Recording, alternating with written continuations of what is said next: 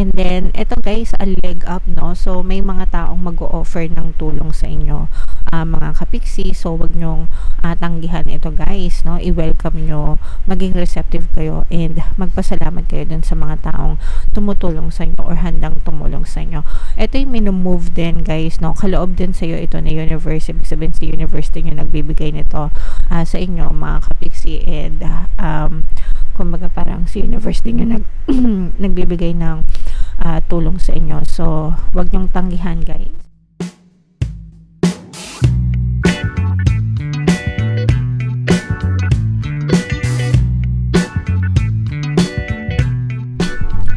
Hello guys, hello Gemini, welcome back to Pinoy Pixie Tarot. Ang pamagat ng episode natin for tonight is OOTM, Oracle of the Month, para ngayong March, para sa Gemini, Sun, Moon, Rising, Sign, and Venus. Meron tayong tatlong set ng text dito guys. Ito yung para sa spiritual message nyo, ito yung para sa life messages, and then ito naman yung para sa love life. Combination guys ng positive and negative energy, general reading lang. Pwede mag-resonate, pwedeng hindi. Comment down below mga kapiksi if feeling nyo naka-resonate kayo sa message para sa inyo. So, unahin natin yung spiritual message. Close up ko lang guys para makita natin lahat. Ayan. I create mindful moments throughout the day, reminding myself that I am loved and miracles are natural. So, this is very important to take note mga kapiksi, no? Kasi most of us, naka-autopilot tayo. Ibig sabihin, hinahayaan lang natin na mag-wander yung isip natin all throughout the day mga kapiksi, whether positive yung iniisip nyo or negative. And sometimes, most of the time, hindi natin alam na kapag yung negative especially, malakas kasi yung impact niyan eh.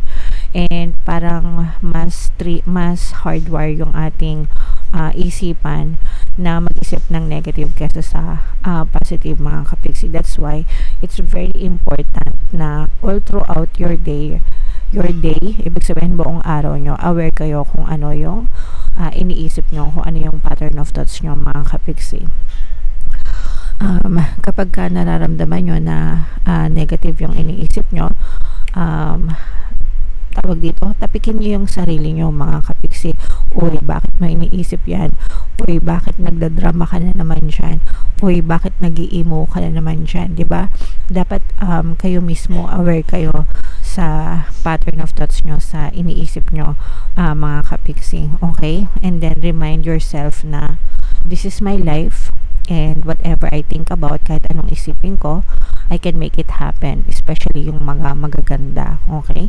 Remind yourself that powerful ako, I am the creator of my life, ako nag-create ng reality ko, never na akong maninega, magfo-focus na lang ako sa positive thoughts, magfo-focus na lang ako sa desire ko. And then ask yourself, ano ba yung desire ko? Gusto kong yumaman, gusto kong umasenso, gusto kong magka-love life, gusto kong makapagtapos ng pag-aaral, gusto kong makapasa sa ganito. Nagets nyo ba? And then kung ano yung gusto nyo, doon nyo i-focus yung attention nyo mga kapiksi. Okay? You have to remind yourself guys, each and every day, it takes a habit to be formed mga kapiksi. Kailangan nyo it takes discipline for a habit to be formed. Ibig sabihin, kailangan nyo ng disiplina para ma-build nyo yung habit na thinking of your desires all day, every day mga kapiksi, para maiwasan nyo yung pagiging autopilot sa pagiging nega nyo. Pag sinabing autopilot, automatic, no?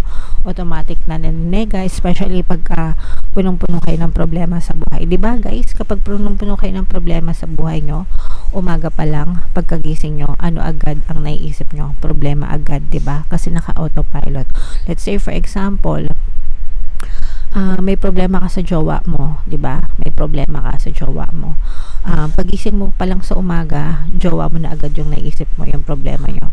Hanggang sa buong maghapon yan, puro problema yung naisip mo, hanggang gabi yan bago ka matulog, problema sa jowa yung naisip mo. Ganun yung autopilot mga kapiksi, no? Kumbaga parang kung ano-ano yung pumapasok sa isip nyo na related sa jowa nyo kasi may problema kayo sa kanila. So yun yung ibig sabihin ng autopilot.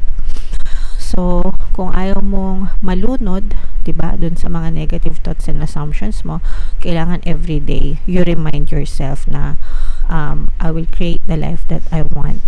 Magfo-focus ako sa bagay na gusto ko, mga kapiksi. And then, miracles will naturally flow sa iyo. Comment down below guys if naintindihan nyo. Sana it makes sense and I hope naintindihan nyo talaga. Okay? Kasi ganun lang talaga yun, mga kapiksi. Kailangan nyo lang magkaroon ng disiplina, mag-form ng habit para automatic ganun na agad yung pattern of thoughts nyo all day, every day, mga kapiksi. Okay? Alright. Now, ito naman sa life messages nyo guys. Tingnan natin yung mga life messages nyo. Habang sinishuffle natin ito guys, panoorin nyo muna itong video natin regarding sa ating paano mag-manifest ng abundance video course. Kapiksi, sawa ka na ba sa mga struggles at hirap sa buhay mo? Masipag ka ba at masikap sa buhay ngunit hindi ka pa rin umaasenso? Ilang beses ka na bang nag-attempt magnegosyo at mag-invest pero palagi ka pa rin nalulugi? Sa pagkakataon na ito ay maaaring may subconscious beliefs ka na nagiging balakid sa iyong pag-unlad at pagyaman. Introducing, paano mag-manifest ng abundance video course. Dito ay matututunan mong ma-overcome ang mga balakid mo para tuluyan ka ng umunlad, umasenso, sumagana, maging matagumpay, successful at maswerte sa iyong kabuhayan, pera, trabaho, negosyo, salapi at kaperahan ng bonggang-bongga. Dali, mag-send na ng email sa pinoypixitaro@gmail.com at simulan na ang iyong pagyaman ngayon. Alright, so sabay-sabay tayo sa pagyaman ngayon 2024 mga kapiksi. Mag-avail na kayo ng course guys kasi sobrang ganda talaga niyan. And good news mga kapiksi dahil ngayong February guys, no, magbibigay ako ng 200 pesos na discount sa lahat na mag-a-avail ng course until February 29 na lang mga kapiksi. Kaya mag-avail na kayo. Konting araw na lang natitira mga kapiksi. Alright. So, ito yung mga life messages natin guys. We have clean it up and a leg up. So, ito yung cleansing mga kapiksi, no? Nababagay ito especially kapag feeling nyo super nega na kayo, ang bigat-bigat na ng pakiramdam nyo, kailangan nyo mag-cleanse mga kapiksi. Yung pagki-cleansing nakakatulong yan para maalis or mapagpag yung negativities sa paligid nyo, sa sarili nyo mga kapiksi. And maraming pamamaraan ng cleansing guys, kayo na lang yung bahalang mag-research, no? Pero yung pinaka the best for me, yung paliligo sa tubig, dagat guys, kung kayo ay malapit sa mga anyong tubig, no, yung mga lugar nyo, samantalahin nyo maligo sa tubig dagat guys para ma-cleanse kayo.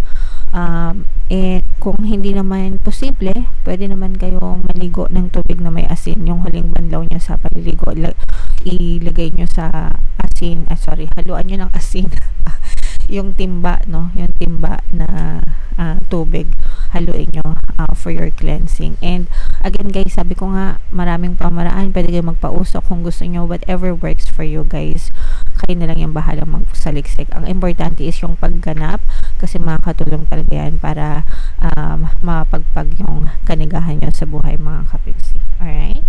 Okay. And then, eto guys, a leg up, no? So, may mga taong mag-o-offer ng tulong sa inyo, mga kapiksi. So, wag nyong tanggihan ito guys, no? I-welcome nyo, maging receptive kayo, and magpasalamat kayo dun sa mga taong tumutulong sa inyo or handang tumulong sa inyo. Ito yung minumove din guys, no? Kaloob din sa iyo ito na universe. Ibig sabihin si universe din yung nagbibigay nito sa inyo, mga kapiksi. And, kumbaga parang si universe din yung nagbibigay ng tulong sa inyo. So, wag nyong tanggihan guys.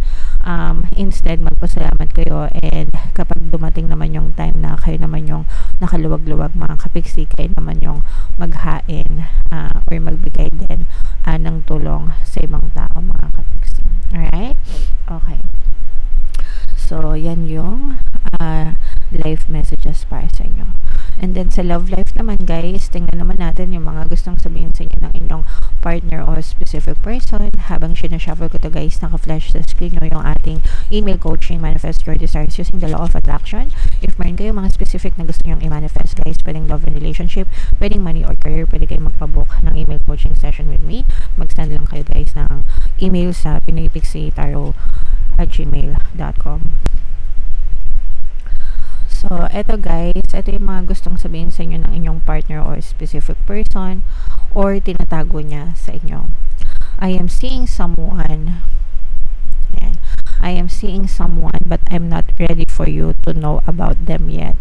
I know that you may not feel for me as I feel for you. So, in short, mga kapiksi, indication, no? For some, hindi ko naman sinasabing lahat, mga kapiksi, na yung person mo is merong third party or meron siyang ibang gusto or dinedate mo. Sabi niya, seeing someone. So, meron na siyang kinakatagpo, mga kapiksi. Pwedeng nagde-date na sila, pwedeng in a relationship nila na sila, mga kapiksi. Pwedeng hiwalay na kayo nitong person na to.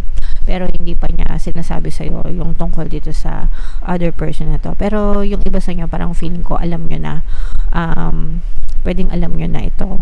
Pwedeng nalaman nyo sa iba, pwedeng nakakita kayo ng ebidensya, pero parang yung direkta na galing sa kanila, parang hindi pa nagaganap, mga kapiksi. And pwedeng ang reason na to na sinasabi niya is because parang hindi niya nararamdaman sa'yo, no? Yung same na nararamdaman niya for this person, or parang feeling niya hindi mo nasusuklian yung pagmamahal na binibigay mo sa kanya, and probably yun din yung reason kung bakit nakahanap siya or naghanap siya ng ibang person na siguro natutugunan yung pagkukulang na yun or yung hinahanap niya sa isang person, mga kapiksi. For some of you guys, feeling ko talaga hiwalay na or pwedeng no contact na kayo nitong person na to, guys. So, pwede din naman na kahit na in a relationship pa kayo pero parang tinatago niya. Alright? So, comment down below, guys, if feeling nyo naka-resonate kayo, but this is about third party energy, mga kapiksi. If ever man na naka-resonate kayo, tas kayo yung mga legal na wife or legal na husband or kayo yung mga legal partners, guys, pwede nyo pakinggan yung mga relationship subliminals natin, yung pampawala ng third party, para ikaw ang piliin, pampawala ng balakid, ano pa ba yung isa, pampaloyal, yan. Yung apat na yan, no, pinaka the best combo yun, guys, para sa mga nakaka-experience ng third party situationship. Alright? So, comment down below, guys, if feeling nyo naka-resonate kayo and kung saan kayo naka-resonate. Dito ba sa spiritual message? Dito ba sa life messages? Or dito ba sa love life? Comment down below, mga kapiksi. Ito yung ating 2024. Ito yung mga pampaswerte subliminal natin, guys. Pakinggan nyo na para maging maswerte talaga kayo. And ito naman yung ating success stories ng paano mag-manifest ng abundance video course.